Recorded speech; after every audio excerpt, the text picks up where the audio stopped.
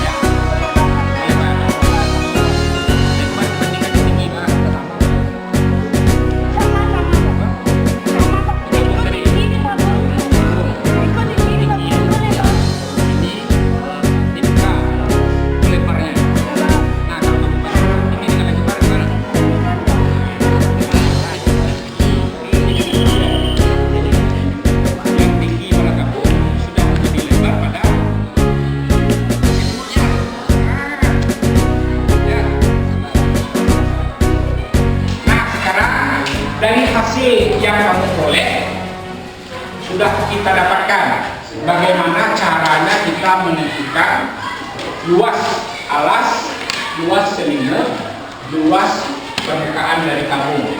Nah, kita tinggal mencobakan. Namun sebelumnya Bapak berharap salah seorang dari kamu silakan tampilkan ke depan dan kamu tulis kesimpulan yang boleh.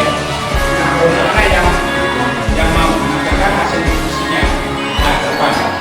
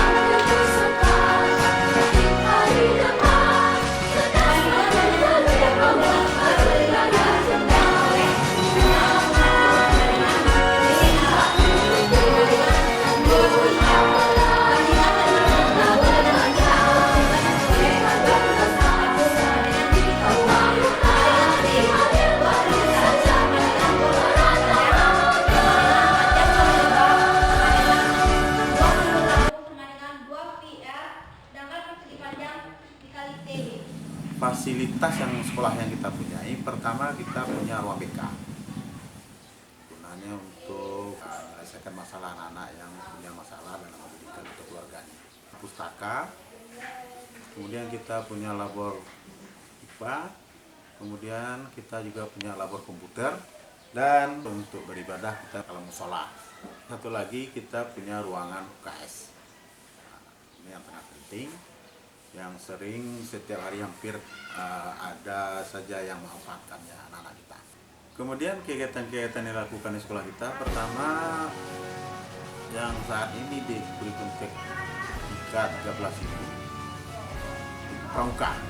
Jadi semua anak-anak kita diwajibkan pramuka, dan kita punya program 1 kali 1 semester kita berjisami pertemuan Jumat Sabtu yang diadakan di Bumi Perkemahan SMP 29. Kita punya lokasi. Alasan pertama kita mengadakan di sekolah kita adalah saat anak-anak pergi sami, kegiatan PBM mereka tidak tinggal. Kalau kita bawa keluar, otomatis kegiatan PBM akan tertinggal. Itu alasan yang sangat dasar. Sehingga pergi sami kita adakan di sekolah. Kemudian ekstra yang lain yang kita lakukan di sini, pembinaan mata pelajaran. Pembinaan mata pelajaran yang diunkan, terutama yang kita unkan. Mata pelajaran ini sudah kita bina semenjak dari kelas 1 atau sekarang namanya kelas 7. Pembinaan voli, basket, bola kaki, sekaligus futsal. Itu kegiatan ekstra yang kita kembangkan di sekolah kita. Kemudian ada pembinaan lain yang sangat mendasar bagi kita adalah anak-anak yang masuk SMP 12 di pertama dia masuk itu kita tes bacaan Al-Qur'annya. Mana yang tidak bisa baca Al-Qur'an sama sekali, kita adakan ikra. Jadi kita mulai diajar membaca Al-Qur'an semenjak dari awal.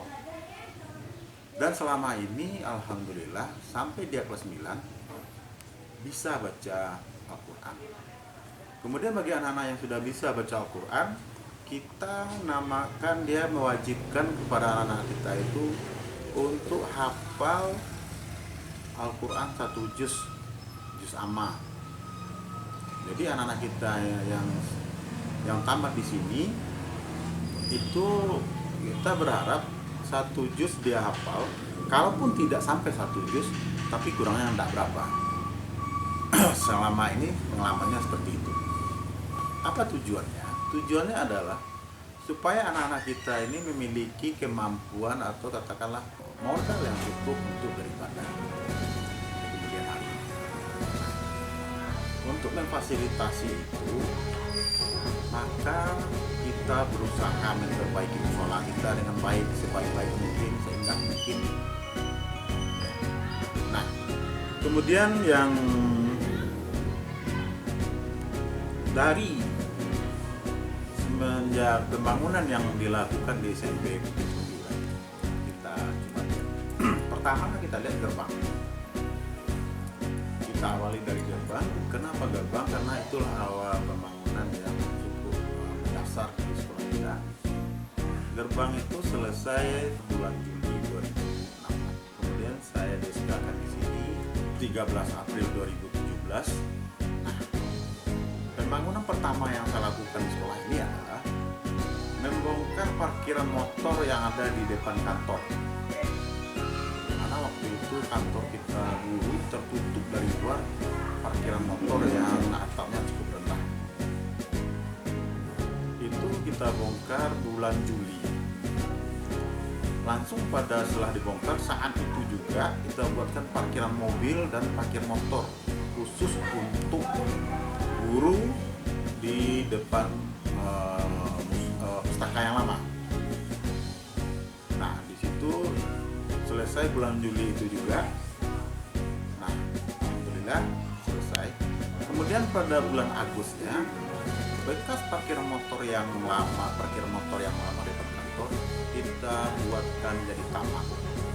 Jadi kolam hias 2 buah, kemudian ada taman. Kemudian kolam itu kita lanjutkan di depan teras, kiri kanan masuk kolam hias 2 buah. Sampai ke kolam hias 2 buah itu kita selesai sekitar bulan Desember 2017.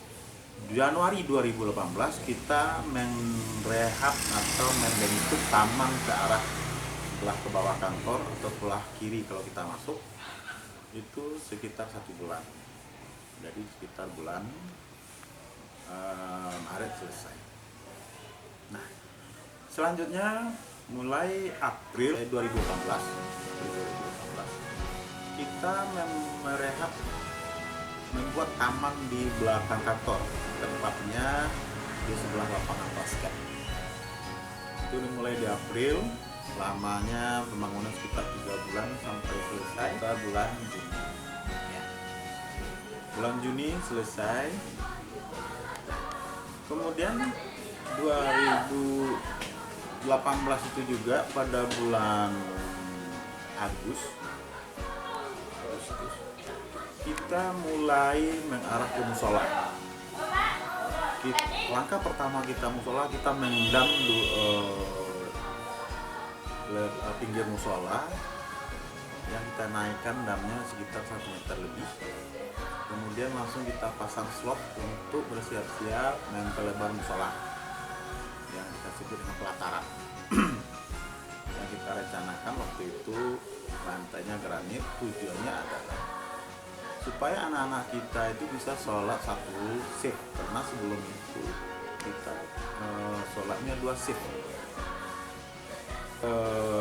Bulan Desember 28 Desember itu atap kita pasang.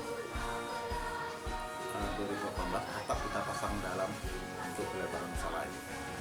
Kita bulan Maret itu dinding di tepi musola, pelebaran musola kita pasang lagi. Kemudian granit kita pasang bulan Juli ya.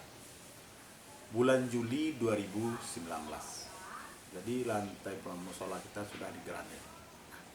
Pembangunan ini tujuannya adalah supaya musola kita ini lebih presentatif, kemudian lebih dicintai oleh anak-anak kita. Maka kita berniat di depan musola itu nanti akan kita buat sebuah taman yang sangat indah yang bisa kita lakukan. Nah, langkah pertama yang kita lakukan mengendam halaman musola itu sudah selesai awal September. Kemudian kita lanjutkan membuat tangga di depan musola. Nah, itu kita lakukan untuk menampilkan musola ini biar lebih megah, sehingga anak-anak kita itu lebih tertarik, lebih mencintai musola. Nah, saat ini sedang dikerjakan pengerjaan buat tangga musola sebanyak 7 anak. Kemudian saat ini juga tanggal 12 September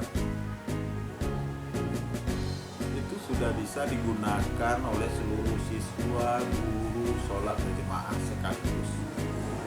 Dan kita sesuai dengan rencana, kita sudah bisa tausiah sahur, kita bisa tausiah sama anak-anak, kemudian kita bisa zikir bersama anak-anak. Jadi ini yang kita harapkan, pembinaan agama kepada anak-anak. Kalau selama ini kita habis sholat anak-anak langsung berdiri di luar, kita takut bagi anak-anak kita nanti doa ini tak pikir tidak. Jadi gunanya adalah supaya sekaligus kita bisa berdoa bersama anak-anak, kita bisa berdoa, berzikir bersama, kemudian kita bisa bertausiah. Kemudian pada bulan Oktober 2018 pada waktu itu juga dimulai membangun Grand House, tepatnya tanggal 18 Oktober waktu itu kita mulai membangun. Nah, sampai sekarang Grand House kita sudah,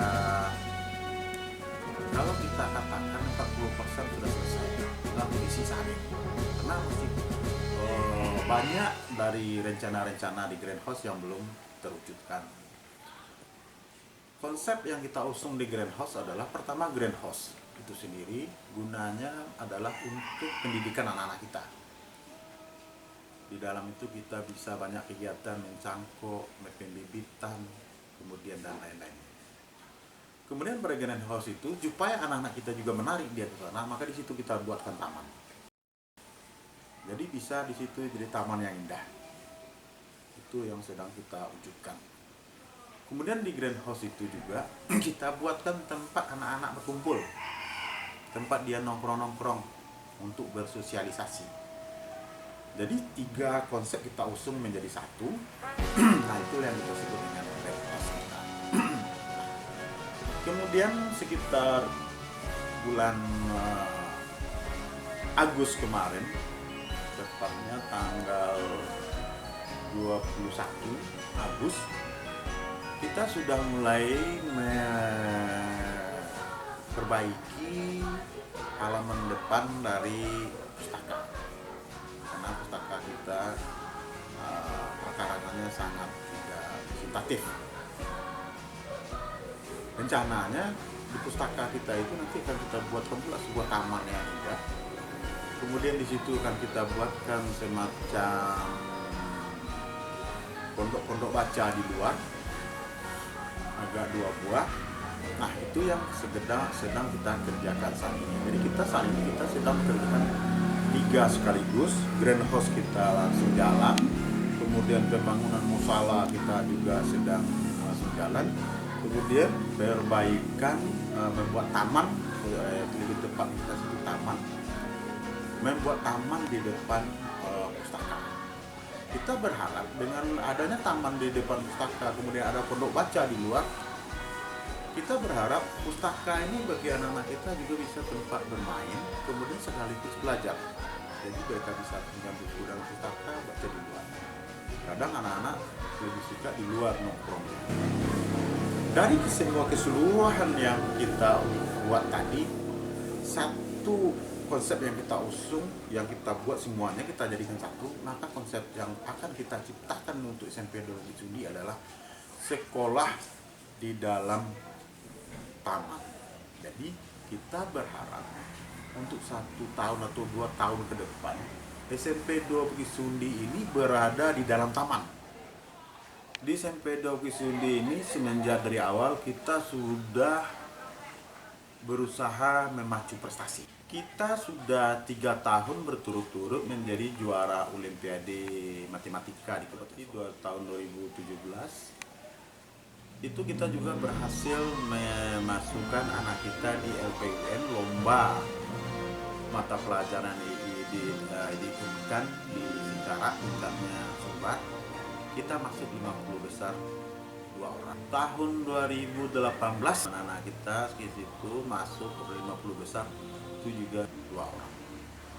Kemudian tahun 2019 kita berhasil menjadi juara 3 LPUN di Singkarak, dan itu prestasi yang sangat luar biasa. Saat ini puncaknya prestasi di sekolah kita SMP 209. Kemudian prestasi lain di bidang olahraga, juara 1 futsal tahun 2018. Lomba PBB berhasil nomor 3. Pra Olimpiade matematik tahun 2017 kita nomor 1. Kemudian tahun 2018 kita nomor 2.